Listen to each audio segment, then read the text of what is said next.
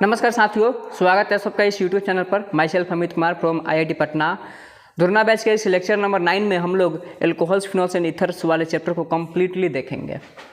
अब ये BSc 12 2024 के लिए है, धुरना बैच है। इसमें हम लोग एल्कोहल, फिनॉल्स एंड ईथर्स देखेंगे। ये लेक्चर नंबर 9 है और ये 1 शॉट वीडियो होगा। अगर आपने पहला, दूसरा, तीसरा, चौथा, पाँचवा, छठा, सातवां, आठवां वीडियो नहीं देखा है तो उसका लिंक डिस्क्रिप्शन बॉक्स में दे दिया गया है, जाइए वहाँ से देखिए। मतलब अगर आपने हैलोल्केन्स और हैलोरिन्स वाला वीडियो नहीं देखा है तो उसमें बेसिक बात बताया गया है, उस वीडियो को आप मिस मत कीजिए। पहले जाइए वहाँ से हैलोल्केन्स और हैलोरिन्स देख करके तब इस वीडियो को आप देख करके यहाँ पर आइए। तो यहाँ से चलते हैं। सबसे पहले हम देखेंगे method of preparation of alcohol. Alcohol को कैसे बनाया जाता है फ्रॉम एल्किन्स। तो एल्किन से एल्कोहल को बनाने के लिए जिस मेथड का यूज करते हैं उसका नाम होता है कैटालाइटिक।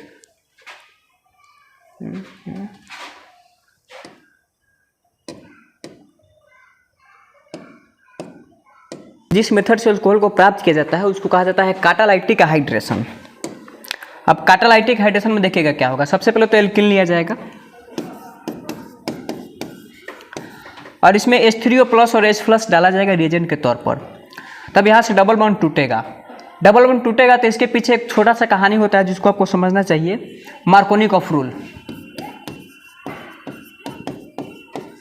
मार्कोनिकॉफ रूल एल्किन के लिए आता है, मार्कोनिकॉफ रूल। अब इसका नियम क्या है? Negative part goes to that carbon which have less number of hydrogen. यानी कि निगेटिव पार्ट उस कार्बन के पास जाएगा जिसके पास हाइड्रोजन की संख्या कम होगा। अब जब मार्कोनिकॉफ रूल आ जाता है तो इसके ठीक बाद पर आ जाता है एंटी मार्कोनिकॉफ रूल। तो इसको भी देख लेते हैं, एंटी मार्कोनिकॉफ रूल। मार्कोनिकॉफ का ठीक उल्टा होता है। इसमें क्या हो जाएगा? Negative part goes to that carbon, goes to that carbon, carbon है यहाँ, which have less ना which have more number of hydrogen। अब ये दोनों का यूज होगा। मार्कोनिकॉफ रूल क्या कहता है कि नेगेटिव पार्ट उस कार्बन के पास भेज दीजिए जिसके पास हाइड्रोजन की संख्या कम होगी। एंटी मार्कोनिकॉफ रूल ठीक इसका उल्टा कहता है। ये कहता है कि नेगेटिव पार्ट उस कार्बन के पास भेजिए जिसके पास हाइड्रोजन की संख्या ज़्यादा होगा। तो देखिए यहाँ पर लगेगा मार्कोनिकॉफ रूल। मार्कोनिकॉफ रूल लगेगा तो यहाँ से बॉन्ड टूटेगा। बॉन्ड टूटेगा तो नेगेटिव पार्ट उसके पास जाएगा जिसके पास हाइड्रोजन की संख्या ज़्यादा होगी। फिर में जाएगा H2O। अब चूँकि H2O में इसको H और OH लिख सकते हैं तो H पर आ जाएगा प्लस, OH पर आ जाएगा माइनस। तो OH- उसके पास जाएगा जिसके पास हाइड्रोजन की संख्या कम होगा। तो ये वाला कार्बन के पास, यानी कि इस कार्बन के पास हाइड्रोजन की संख्या कम है तो यहाँ पर आ जाएगा OH और यहाँ पर आ जाएगा CH3 और यही बन गया अल्कोहल।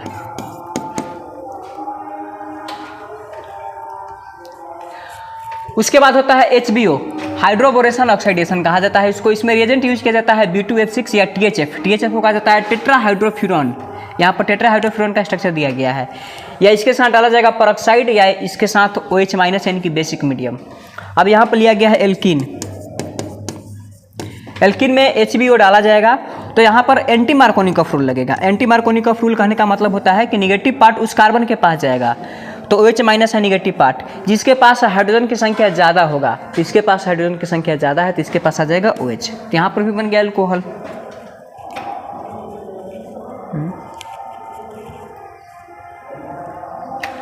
चलिए, इसके बाद का रिएक्शन का नाम है OMDM। बड़ा ही पॉपुलर रिएक्शन है OMDM, बहुत इंपॉर्टेंट रिएक्शन है OMDM, जिसको कहा जाता है ऑक्सीमर्क्यूरेशन। OM का मतलब होता है ऑक्सीमर्क्यूरेशन, उसके बाद डीमर्क्यूरेशन। OMDM यानी कि ऑक्सीमर्क्यूरेशन डीमर्क्यूरेशन रिएक्शन। अब इसमें भी एल्किन लिया जाएगा। अब इसमें डाला गया है OMDM। अब OMDM में एक रिएजेंट बड़ा खास होता है जिसको कहते हैं सोडियम बोरोहाइड्राइड, NaBH4। इसका नाम है SBH। SBH यानी कि सोडियम बोरोहाइड्राइड।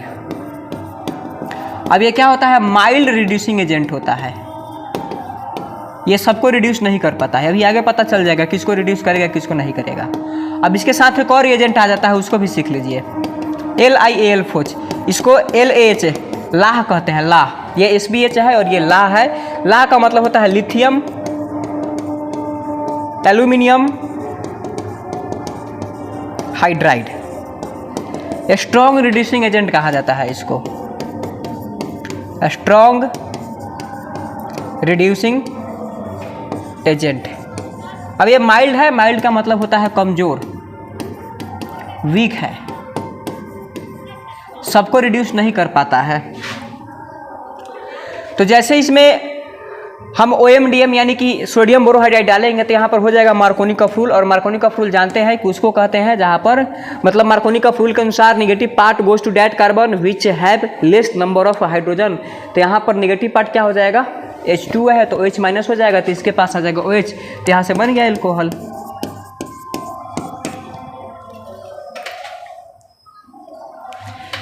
इसके बाद है रिडक्शन रिएक्शन। अब यहाँ पर एल्डिहाइड या कीटोन को रिड्यूस कराया जाएगा।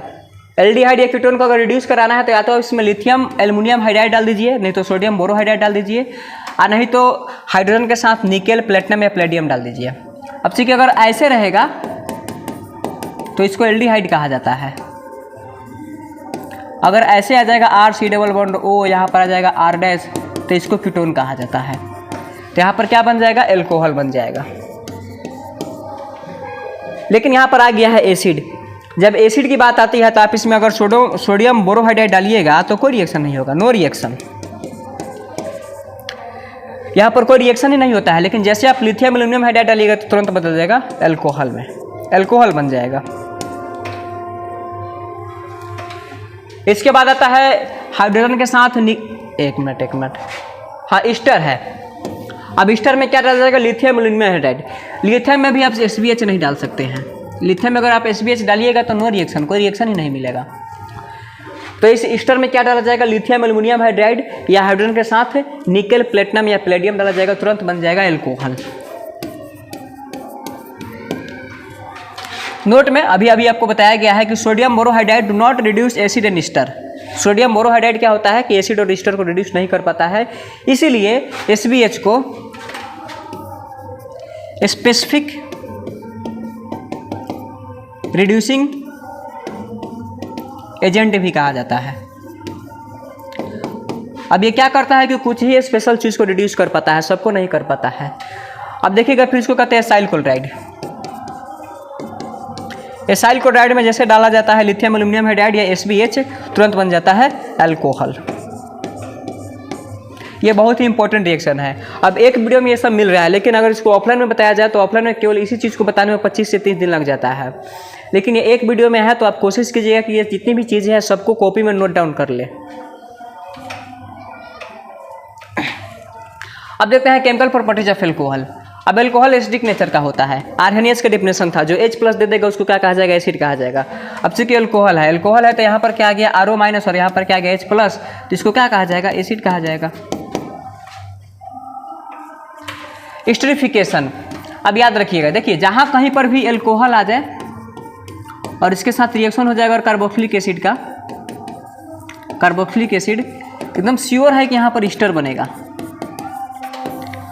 एल्कोहल प्लस एसिड क्या बनाएगा, ईस्टर बनाएगा, और इसी रिएक्शन को कहा जाता है एस्टरिफिकेशन। अब ये बिहार बोर्ड के परीक्षा में 2 नंबर में कितना बार पूछा जा चुका है कि एस्टरिफिकेशन से आप क्या समझते हैं, यानी कि स्टिरीकरण क्या होता है। तो आपको क्या लिखना होगा कि जब एल्कोहल कार्बोक्सिलिक एसिड के साथ रिएक्शन करता है तो हमेशा ईस्टर बनता है, और इसी रिएक्शन को क्या कहते हैं, एस्टरिफिकेशन कहते हैं।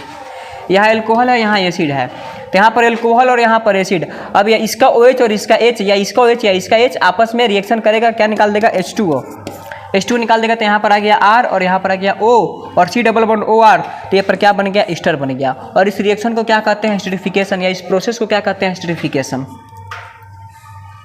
लुकास टेस्ट बहुत ही इंपॉर्टेंट है। ये लुकास टेस्ट आपको हैलो एल्केन वाला वीडियो में भी मिल जाएगा।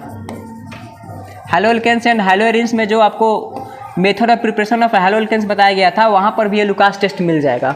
इसमें सबसे पहले देखना है लुकास रेजेंट क्या होता है। तो conc HCl plus N hydrogen Cl2 को लुकास रेजेंट कहा जाता है। लुकास रेजेंट का उपयोग प्राइमरी अल्कोहल, सेकेंडरी अल्कोहल और टर्शियरी अल्कोहल की जांच करने के लिए किया जाता है। इसमें एक वर्ड यूज होता है जिसको कहते हैं टर्बिडिटी। ये टर्बिडिटी क्या होता है? तो व्हाइट पीपीटी होता है। व्हाइट पीपीटी क्या है? तो सफ़ेद अवक्षेप है, सफ़ेद अवक्षेप। और पीपीटी का पूरा नाम क्या होता है? Precipitate, precipitate. तो सबसे पहले क्या करना है कि प्राइमरी अल्कोहल लेना है। प्राइमरी अल्कोहल में लुकास रेजेंट डालेंगे तो यहाँ पर बन जाएगा प्राइमरी हैलो एल्केन और इसमें कोई टर्बिडिटी नहीं मिलता है। उसके बाद लेना है सेकेंडरी अल्कोहल, इसमें डालना है लुकास रेजेंट तो बन जाएगा secondary halo alkane, secondary halo alkane बन जाएगा। सेकेंडरी, एक मिनट, सेकेंडरी हैलो एल्केन बन जाएगा। और टर्शियरी लेंगे तो क्या बन जाएगा? Tertiary halo alkane. तो अगर सेकेंडरी अल्कोहल लेते हैं उसमें डालते हैं लुकास रेजेंट तो बन जाएगा सेकेंडरी हैलो एल्केन। और इसमें टर्बिडिटी मिलता है लेकिन कुछ मिनट के बाद मिलता है, 5 से 10 मिनट बाद मिलता है। फिर आ गया टर्शियरी अल्कोहल। टर्शियरी अल्कोहल में जैसे डालेंगे लुकास रेजेंट एकदम फौरन टर्बिडिटी मिल जाएगा, एकदम सेकंड में मिलता है, इमीडिएटली टर्बिडिटी मिलता है। तो ये सवाल पूछा गया था बिहार वार 2022 के 5 नंबर में कि primary alcohol, secondary alcohol, tertiary alcohol में अंतर स्पष्ट करें। तो क्या हो जाएगा? प्राइमरी अल्कोहल लुकास रेजेंट के साथ कोई टर्बिडिटी नहीं बताता है। सेकेंडरी अल्कोहल टर्बिडिटी बनाता है लेकिन कुछ मिनट के बाद मिलता है। और टर्शियरी अल्कोहल टर्बिडिटी बहुत जल्दी बना देता है, इतना जल्दी बनाता है कि 5 सेकंड के अंदर अंदर प्राप्त हो जाता है। अब ये बहुत इंपॉर्टेंट रिएक्शन है। PX3 के साथ रिएक्शन कराना है, PX5 के साथ, SOX2 के साथ और रेड फास्फोरस के साथ रिएक्शन कराना है। तो चूंकि यहाँ पर अल्कोहल ले लिया गया उसके साथ आएगा PX3 तो बन जाएगा यहाँ पर RX। अल्कोहल के साथ PX5 तो बन जाएगा RX। SOX2 तो यहाँ पर बन जाएगा RX। इसको कहते हैं डार्जन रिएक्शन, डार्जन रिएक्शन कहा जाता है इसको। और फिर इसमें रेड फास्फोरस डालेंगे तो भी मिल जाएगा RX। मतलब इसमें जितने भी चीज़ें हैं सब क्या है? Method of preparation of halo alkane है, हैलो एल्केन को बनाया जा रहा है। अब कुछ साइड प्रोडक्ट भी होते हैं, इसको अगर आप जानना चाहते हैं तो आपको बता दिया जाएगा। जैसे कि देखिए यहाँ पर है ROH, ROH, ROH और फिर आता है PX3। अब यहाँ से देखिए ये आपस में रिएक्शन करेगा तो बन जाएगा 3RX और उसके बाद बन जाएगा H3PO3।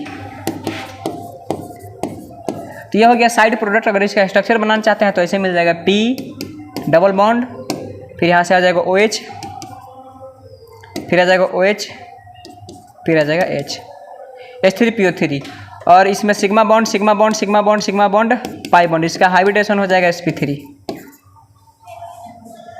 उसी प्रकार से अगर ये वाला रिएक्शन देखना चाहते हैं PX5 वाला तो इसको भी आप देख सकते हैं। देखिए PX5 वाला ROH है,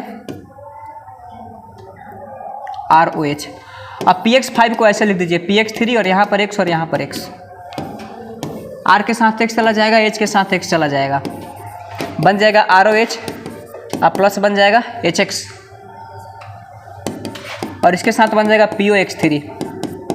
अब POX3 का स्ट्रक्चर ऐसे होता है POX3 XX X।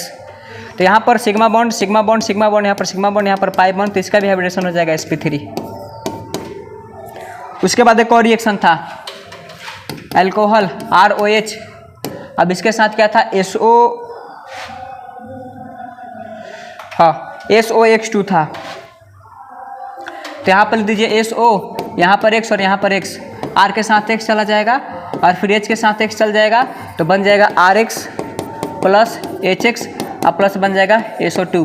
और आपको याद रखना है SOX2 को कहा जाता है डार्जन रिएजेंट, डार्जन रिएजेंट NCERT का बहुत ही इंपॉर्टेंट रिएक्शन है और इस रिएक्शन को कहा जाता है डार्जन reaction,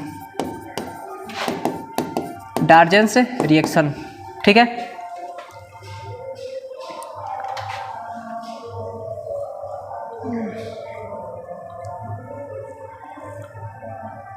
मर्कुरिकोफूल HBO OMDM reduction, chemical property esterification, Lucas test. चौथा चलिए अब देखते हैं ऑक्सीडेशन ऑफ एल्कोहल को। एल्कोहल का ऑक्सीडेशन क्या होता है? देखिए सबसे पहले लिया जाएगा 1 डिग्री एल्कोहल। इसका रिएक्शन होता है नेसेंट ऑक्सीजन के साथ, ये नेसेंट ऑक्सीजन है, नेसेंट ऑक्सीजन जिसको नवजात ऑक्सीजन कहा जाता है, ये बहुत रिएक्टिव होता है। ये जाएगा इस पर अटैक करेगा, कार्बन के साथ डबल बॉन्ड बना लेगा, इसको कहा जाएगा एल्डिहाइड। मतलब कि 1 डिग्री अल्कोहल में जैसे आप नेसेंट ऑक्सीजन के साथ ऑक्सीडेशन करवाते हैं तो क्या बन जाता है, एल्डिहाइड बन जाएगा। 2 डिग्री अल्कोहल को जैसे आप ऑक्सीडाइज कराइएगा तुरंत बन जाएगा कीटोन। अगर अल्कोहल एक्सेस में हो, यानी कि अगर आप इसको फिर से ऑक्सीडेशन कराइएगा तो फिर बन जाएगा यहाँ पर कार्बोक्सिलिक एसिड, कार्बोक्सिलिक एसिड।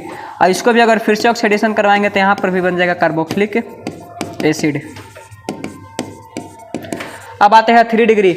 अब यहाँ पर alkyl alkyl alkyl 3 degree alcohol है, इसके साथ ऑक्सीजन का रिएक्शन होगा तो यहाँ पर ऑक्सीजन अटैक कहाँ करेगा, देखिए यहाँ पर हाइड्रोजन पर अटैक करता था, यहाँ पर भी हाइड्रोजन पर अटैक करता था, लेकिन यहाँ पर कहाँ अटैक करेगा, यहाँ पर अटैक नहीं कर पाता है, तो इसीलिए यहाँ पर कोई ऑक्सीडेशन नहीं होगा, कोई रिएक्शन ही नहीं होगा। तो याद रखिएगा 3 degree alcohol can not be oxidised.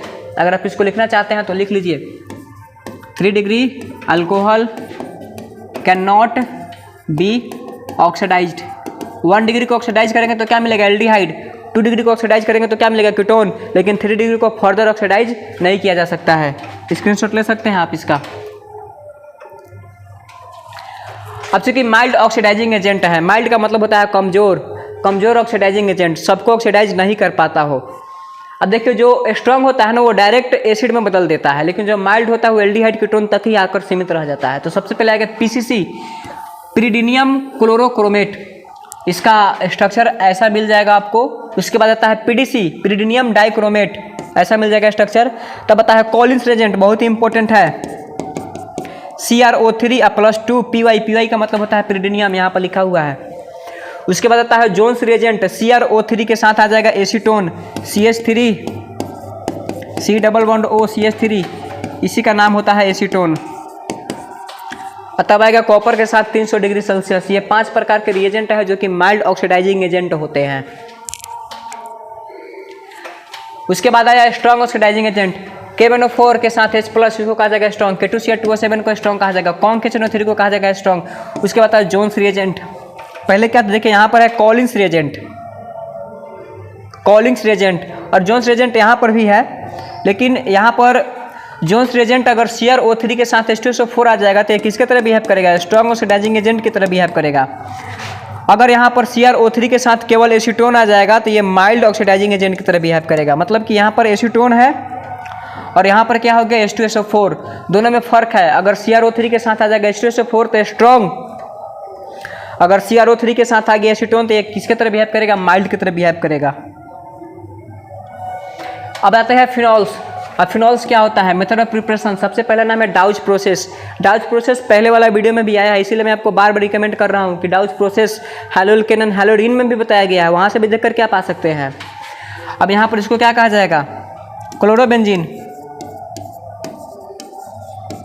अब क्लोरोबेंजीन का रिएक्शन होगा सोडियम हाइड्रोक्साइड, टेम्परेचर का मान होगा 623 केल्विन, प्रेशर का मान होगा 300 एटीएम, तो यहाँ पर एक बन जाएगा सोडियम फिनॉक्साइड।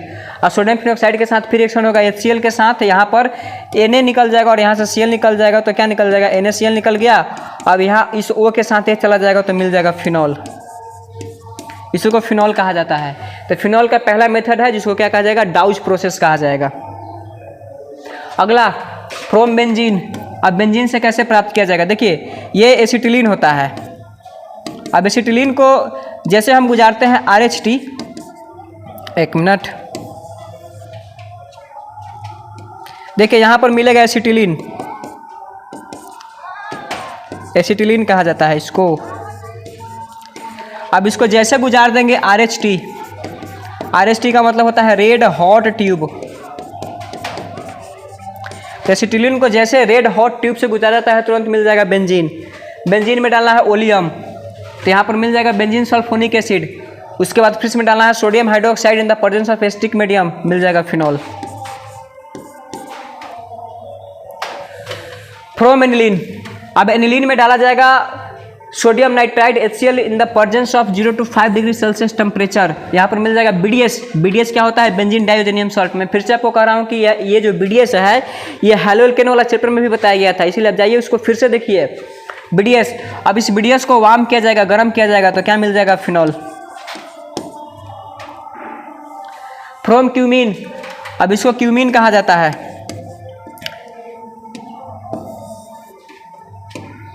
From cumene.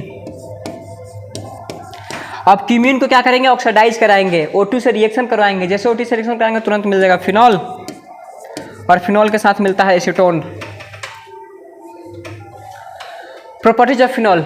अब जो फिनॉल होता है वो भी एसिडिक नेचर का होता है। कारण क्या होता है कि देखिए पीएच का मतलब होता है फिनॉल, पीएच का मतलब क्या, एक मिनट, पीएच का मतलब होता है फिनाइल। अब बताया गया है, देखिए यहाँ पर अगर ऐसे लिखा हुआ है और इसके बदला में आ गया है OH, इस सब के बदला में लिखा जाता है पीएच। तो कहीं पर पीएच OH है तो इसका मतलब होता है फिनॉल। अब ये क्या करता है ना कि H+ दे देता है, H+ दे दिया तो क्या कहलाया, एसिड कहलाया। मतलब दुनिया का हर वो चीज़ जो H+ देते हैं उसको क्या कहा जाएगा, एसिड कहा जाएगा, according to Arrhenius theory. Esterification, ये भी एस्टरिफिकेशन को प्रदर्शित करता है। बताया गया है कि अगर एक एल्कोहल एसिड के साथ रिएक्शन करता है तो हमेशा एस्टर बनता है, और इस रिएक्शन को क्या कहते हैं, एस्टरिफिकेशन। यानी कि जो फिनॉल होता है ये भी एस्टरिफिकेशन को प्रदर्शित करता है। अब आया ES, इलेक्ट्रोफिलिक एरोमेटिक सब्स्टिट्यूशन। सबसे पहले आएगा नाइट्रेशन। इसमें दो केस होता है, एक बार डाइल्यूट HNO3 लिया जाएगा और एक बार लिया जाएगा कॉन्क HNO3। जब फिनॉल के साथ डाइल्यूट HNO3 लिया जाएगा, यहाँ पर दो प्रकार के प्रोडक्ट बनते हैं, पहला बनेगा ऑर्थो, दूसरा बनेगा पारा। इसको कहा जाता है ऑर्थोफिनॉल, ऑर्थो नाइट्रोफिनॉल, ऑर्थो नाइट्रोफिनॉल, और इसको कहा जाता है पारा नाइट्रोफिनॉल, पारा नाइट्रोफिनॉल। याद रखिएगा जो पारा प्रोडक्ट होता है ऑलवेज मेजर, पारा product is always major product. तो इसलिए ये मेजर हो जाएगा और ये क्या हो जाएगा, माइनस। इसमें हालांकि इसमें हाइड्रोजन बॉन्डिंग बन जाता है, अब इसमें हाइड्रोजन बॉन्डिंग नहीं बन पाता है, इसमें हाइड्रोजन बॉन्डिंग बन जाता है। तो ये नाइट्रेशन हुआ। अब इसमें एक और रिएक्शन आएगा, अगर कॉन्क HNO3 आया तो क्या होगा, कॉन्क HNO3 आएगा तो यहाँ पर ऑर्थो पर आएगा, ऑर्थो पर आएगा और पारा पर भी NO2 आ जाएगा, तो इसका नाम होता है पिक्रिक एसिड। बहुत ही इंपॉर्टेंट है पिक्रिक एसिड। उसके बाद आएगा ब्रोमिनेशन। अब फिनॉल हो गया, फिनॉल के साथ आएगा bromine in the presence of CH2, तो यहाँ पर बन जाएगा ऑर्थो और यहाँ पर बनेगा पारा प्रोडक्ट। यहाँ पर भी पारा क्या हो जाएगा, मेजर। अगर इसका आप नाम लिखना चाहते हैं तो लिख सकते हैं ऑर्थो ब्रोमो फिनॉल, और इसका नाम हो जाएगा पारा ब्रोमोफिनॉल, पारा ब्रोमोफिनॉल। अब एक क्वेश्चन है, देखिए ब्रोमीन है यानी कि फिनॉल है यहाँ पर, आप फिनॉल में अगर Br2 के साथ H2O ला देते हैं। देखिए पहले क्या था, पहले Br2 के साथ CH2 था तो केवल ऑर्थो और पारा बना था, लेकिन अभी Br2 के साथ H2 आ गया है तो यहाँ पर बन जाएगा TBT। इसको क्या कहते हैं, ट्राइब्रोमोफिनॉल कहते हैं, ट्राइब्रोमोफिनॉल। कोलबेज रिएक्शन, अब फिनॉल के साथ आएगा सोडियम हाइड्रोक्साइड। सोडियम हाइड्रोक्साइड में क्या होता है, फिर यहाँ पर बन जाएगा सोडियम फिनॉक्साइड बनेगा, सोडियम फिनॉक्साइड। अब फिर इसमें डाला जाएगा CO2 और H+ डाला जाएगा। अब H+ डाल जाएगा तो यहाँ पर तुरंत आपको मिल जाएगा ऑर्थोसैलिसिलिक एसिड। बहुत ही इंपॉर्टेंट रिएक्शन है ऑर्थोसैलिसिलिक एसिड। तो यह है कोलबेज रिएक्शन। ये भी सवाल पूछे जाते हैं कोलबेज रिएक्शन में। अच्छा, सवाल पूछा जाता है कि कोलबेज रिएक्शन में H+ कहाँ मिलता है, तो H+ मिलेगा कैथोड पर, बाकी जो बच जाएगा वो मिल जाएगा एनोड पर। बहुत ही इंपॉर्टेंट रिएक्शन है, मतलब समझिए कि फिनॉल का one of the most important reaction, ये समझिए कि बेस्ट रिएक्शन हुआ आपका, फिनॉल का बेस्ट नेम रिएक्शन हुआ रीमर-टीमर रिएक्शन। रीमर-टीमर रिएक्शन में क्या होता है कि फिनॉल होता है यहाँ पर, और इसमें रिएजेंट क्या होता है, क्लोरोफॉर्म के साथ, मतलब कि एल्कोहलिक मीडियम में क्लोरोफॉर्म को लिया जाता है, तो यहाँ पर बन जाएगा ऑर्थोसैलिसल्डिहाइड, ऑर्थोसैलिसल्डिहाइड, या यहाँ पर क्या बन जाएगा, पैरासैलिसल्डिहाइड, सैलिसल्डिहाइड। और इस रिएक्शन को क्या कहते हैं, रीमर-टीमर रिएक्शन। इसमें इलेक्ट्रोफाइल कौन होता है, CCl2, जिसको कहा जाता है डाइक्लोरोकार्बन। बस बोर्ड के लिए इतना ही इंपॉर्टेंट है। मैं आपको चैलेंज करके देता हूं कि बोर्ड में अगर सवाल कहीं से भी उठाएगा रीमर-टीमर रिएक्शन से, इतना ही दूर से उठाएगा। इसमें बहुत कुछ मैंने एक्स्ट्रा भी लिख दिया है, अभी तक बोर्ड में ये वाला सवाल कभी नहीं पूछा गया है, लेकिन फिर भी लिखा है। तो अगर आप इतना केवल कर लेते हैं तो बोर्ड का रीमर-टीमर रिएक्शन का जितना भी सवाल है सब बन जाएगा। रिएक्शन विथ Zn, अब जिंक के साथ रिएक्शन होगा किसका, फिनॉल का। अब देखिए यहाँ पर फिनॉल है PHOH और इसके साथ आ गया जिंक, जिंक जाएगा ऑक्सीजन के साथ बॉन्ड बना लेगा, तो क्या बन गया, बेंजीन। ऑक्सीडेशन, अब जैसे ही फिनॉल का ऑक्सीडेशन करते हैं बन जाता है पाराबेंजोक्विनोन, इसको क्विनोन कहते हैं। तो क्या ये पाराबेंजोक्विनोन है। अब आ गया ईथर। अब देखते हैं method of preparation of ether. अब जो पहला मेथड है उसको कहा जाता है डाइहाइड्रेशन ऑफ एल्कोहल। अब एल्कोहल को डाइहाइड्रेशन किया जाएगा। अब यहाँ पर देखिए एल्कोहल है, इसके साथ डाला जाएगा conc H2SO4 in the temperature का मान हो जाएगा 413 केल्विन। यहाँ पर बन जाता है डाई इथाइल ईथर। कैसे बनेगा सो देखिएगा मैकेनिज्म थोड़ा सा। चूंकि ऑक्सीजन के पास लोन पेयर होता है और यहाँ पर डाला गया है H2SO4, तो एसिडिक मीडियम है तो H+ देगा, H+ देगा तो लोन पेयर आएगा, इस पर अटैक कर देगा। यहाँ पर आ गया इलेक्ट्रोफाइल और यहाँ पर आएगा न्यूक्लियोफाइल, अटैक कर देगा।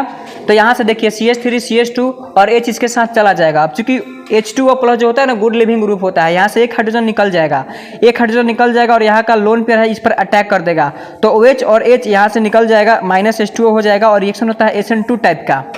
अब SN1 SN2 क्या होता है ये सब मैंने हैलोल्केन में बता रखा है, इसीलिए जाइए वहाँ से देखिए SN2 रिएक्शन।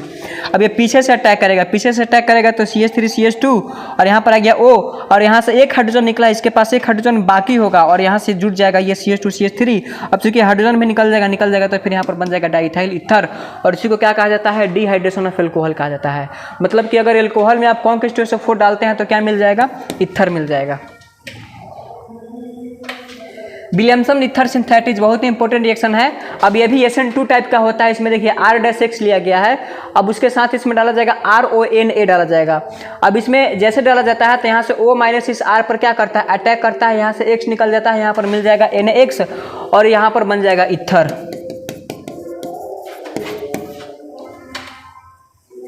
इसके बाद है प्रॉपर्टीज ऑफ ईथर। अब ईथर HX के साथ रिएक्शन करता है तो क्या बनाएगा, HX के साथ रिएक्शन करेगा तो एक बार बना देगा हैलोल्केन और एक बार बना देगा अल्कोहल। फ्रीडल क्राफ्ट रिएक्शन बहुत ही इंपॉर्टेंट रिएक्शन है। बिहार बोर्ड में कितना बार पूछा गया है, 5 नंबर के लिए, 2 नंबर के लिए, 1 नंबर के लिए, हर टाइप के क्वेश्चन के लिए इंपॉर्टेंट है। फ्रीडल क्राफ्ट रिएक्शन किसके साथ होता है तो ईथर के साथ होता है।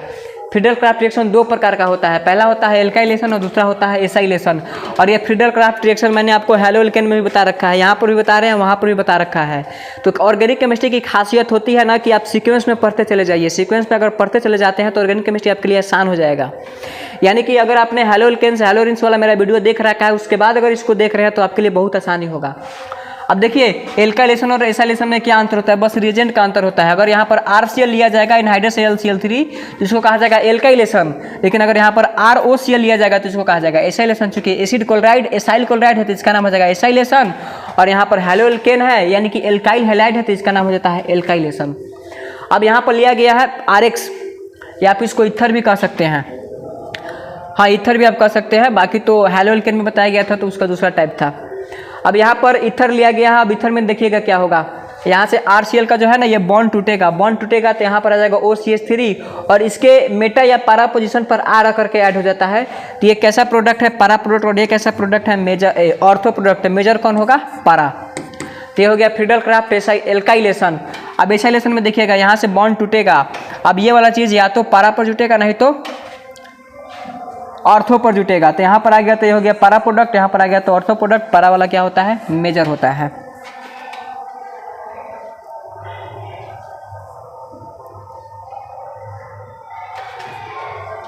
चलिए तो ये वीडियो यहीं पर समाप्त करते हैं। ये अल्कोहल फिनोल ईथर समाप्त हो गया। मिलते हैं नेक्स्ट वीडियो में, तब तक ऑल द बेस्ट।